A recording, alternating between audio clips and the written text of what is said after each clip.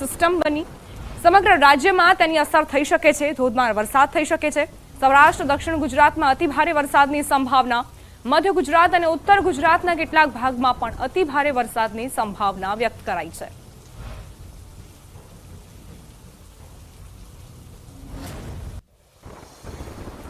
હજુ ગુજરાતમાં ભારે વરસાદની આગાહી કરાઈ છે। 3 હવામાન નિષ્ણાંતોની મોટી આગાહી। ગુજરાતમાં હજુ ક્યારે ક્યાં પડશે વરસાદ, 3 હવામાન નિષ્ણાંતોની આગાહી સાંભળો।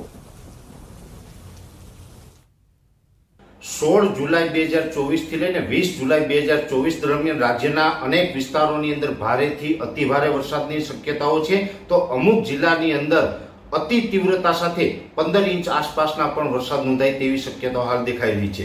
જેનું મેઇન કારણ છે કે અત્યારે બંગાળની ખાડીની અંદર એક લો પ્રેશર સિસ્ટમ તૈયાર થઈ છે, જેને કારણે મધ્યપ્રદેશ, મહારાષ્ટ્ર, ગુજરાત અને અરબ સાગરના અમુક ભાગ ઉપર સાયક્લોનિક સર્ક્યુલેશન બની રહ્યું છે। આગામી 48 કલાક દક્ષિણ ગુજરાત માટે ભારે છે। નદીઓમાં પૂરની શક્યતા છે। આહવાના વલસાડમાં ભારે ગતિભાર વરસાદ થવાની શક્યતા રહેશે। સુરત વગેરે ભાગોમાં ભારે વરસાદ થવાની શક્યતા રહેશે, એટલે પૂરનું જોખમ રહ્યું છે। અને આ ઉપરાંત અમદાવાદના ભાગોમાં પણ 48 કલાકમાં અમદાવાદ, લાંભા તેમજ નારોલ, સરખેજ, બાવળા, સાણંદ આ ભાગોમાં પણ ભારે વરસાદની શક્યતા છે। वो डिस्ट्रिक्ट है सूरत, नवसारी, वलसाड, छोटा उदयपुर, दमन and Dadra Nagar Haveli. Very heavy rainfall का जो चेतावनी है वो है बड़ौदा, नर्मदा, बहरोज, डांग एंड तापी। और सौराष्ट्र कच्छ के लिए जो डे 2 में एक्सट्रीमली हैवी रेनफॉल का चेतावनी है वो डिस्ट्रिक्ट है जूनागढ़, गिर सोमनाथ, दीव, अमरेली, भावनगर। પોરબંદરમાં 5 દિવસના વિરામ બાદ વરસાદી માહોલ છવાયો છે। બરડા પંથકના ગામોમાં ધીમી ધારે વરસાદ વરસ્યો। પાલખડા, કેશવ, વિસાવાડા સહિતના ગામોમાં વરસાદ નોંધાયો। પોરબંદર શહેર તથા અન્ય વિસ્તારોમાં ઉકળાટભર્યું વાતાવરણ જોવા મળી રહ્યું છે।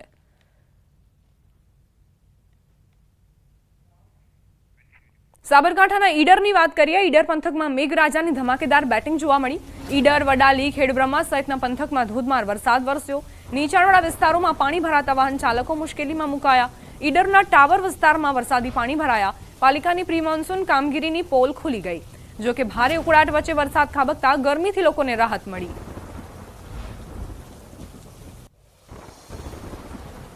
સાબરકાંઠાની સમાચાર ઉપરવાસમાં વરસાદથી વિજયનગરની નદીઓમાં પાણીની આવક થઈ છે। રાજસ્થાનમાં સારા વરસાદના પગલે નદીઓમાં પૂર આવ્યા। વિજયનગરમાં 3.5 ઇંચ વરસાદ ખાબક્યો।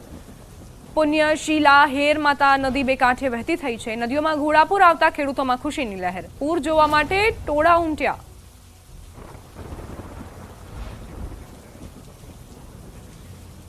સમાચાર ભરૂચના નેત્રંગથી પ્રાપ્ત થઈ રહ્યા છે। નેત્રંગમાં ધોધમાર વરસાદ ખાબક્યો અને ત્યારબાદ નદી નાળા સાથે ધોધ પણ સક્રિય થયા।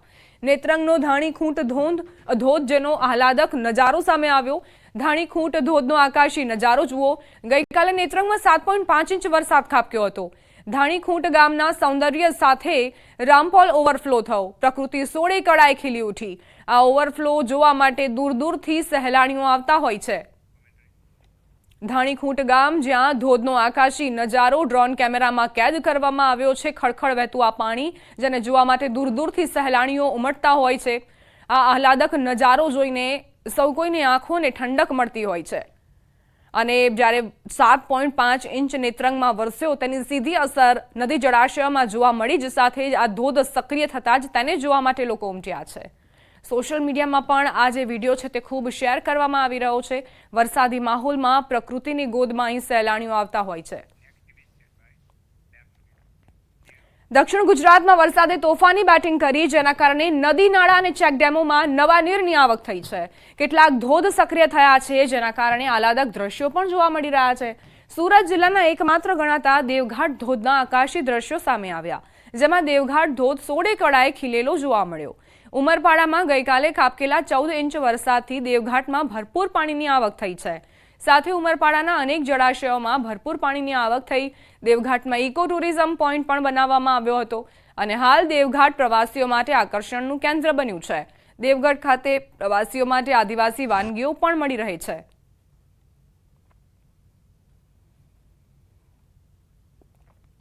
સુરત જિલ્લાના ઉમરપાડા એક સુરત જિલ્લાનું ચેરાપુંજી સમાન છે। ચેરાપુંજી ઉમરબડા ઉમરબાની અંદર વહેલી સવારથી 4 કલાકમાં 14 ઇંચ વરસાદ વરસતા નદી નાળાઓ બે કાંઠે થયા હતા. હાલ ન્યૂઝ 18 ગુજરાતીની ટીમ પહોંચી છે ઉમરબડા તાલુકાના દીવતરના દેવઘાટ ખાતે. દેવઘાટના સીધા દ્રશ્ય બતાવવાનો પ્રયાસ કરીશ કે આજે દેવઘાટનો જે વોટરફોલ્સ છે એ સુરત જિલ્લામાં એકમાત્ર વોટરફોલ્સ છે. હાલ જે આ મહુવન નદીનું જે વરસાદી પાણી છે એને લઈ આ જે દીવતરનો જે દેવઘાટ ધોધ છે એ 16 કળાએ ખીલી ઉઠવા પામ્યો છે.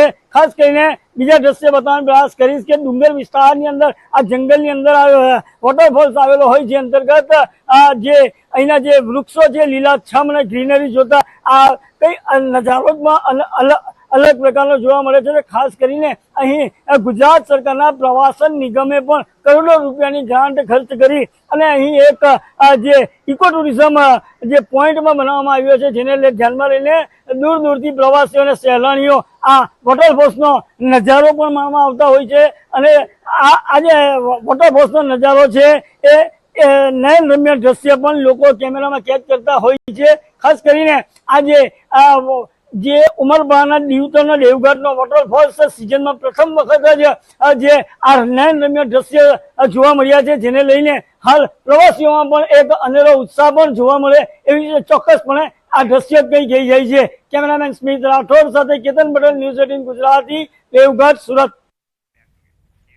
અરવલ્લીમાં યાત્રાધામ શામળાજી પ્રાકૃતિક સૌંદર્યથી ખીલી ઉઠ્યું. ચારે તરફ ડુંગરોની વનરાજી જોવા મળી છે. હરિયાળી બનતા જ કાશ્મીર જેવો માહોલ સર્જાયો.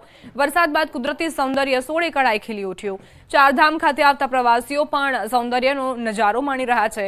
કવિ શ્રી ઉમાશંકર જોશીએ પણ સાબરકાંઠાના કાશ્મીર તરીકેની ઉપમા આપી હતી શામળાજીને. તો આકાશમાં કાળા ડિબાંગ વાદળો ઘેરાયા છે. વિઝિબિલિટીમાં ઘટાડો જોવા મળી રહ્યો છે, પરંતુ સહેલાણીઓને અહીં પ્રકૃતિનો અહેસાસ કરવાનો મોકો મળે છે. વરસાદી માહોલમાં પ્રકૃતિ 16 કળાએ ખીલી ઉઠી છે અને આ હરિયાળી આ વનરાજીને જોઈને સહેલાણીઓને આનંદનો અહેસાસ થાય છે. અરવલ્લી જિલ્લામાં સાર્વત્રિક વરસાદી માહોલ, પણ હજી જળાશયો ખાલીખમ જોવા મળી રહ્યા છે. જિલ્લાની જીવાદોરી સમાન 3 જળાશયો ખાલી છે. ઉપરવાસ અને રાજસ્થાનમાં વરસાદના અભાવે જિલ્લાના ડેમોમાં પાણીની આવક નથી નોંધાઈ.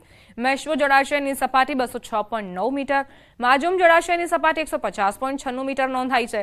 વાત્રક જળાશયની સપાટી 128.15 મીટર નોંધાઈ છે.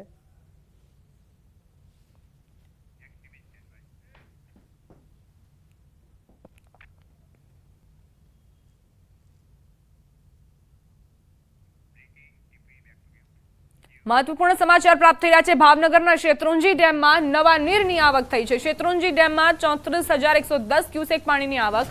શેત્રુંજી ડેમની સપાટી 19 ફૂટ 2 ઇંચે પહોંચી છે. શેત્રુંજી ડેમમાં નવા નીરની આવક થઈ રહી છે. ઉપરવાસમાં સારો એવો વરસાદ અને જેની સીધી અસર શેત્રુંજી ડેમમાં 34,110 ક્યુસેક પાણીની આવક નોંધાઈ છે. ડેમની સપાટી 19 ફૂટ 2 ઇંચ પર પહોંચી છે.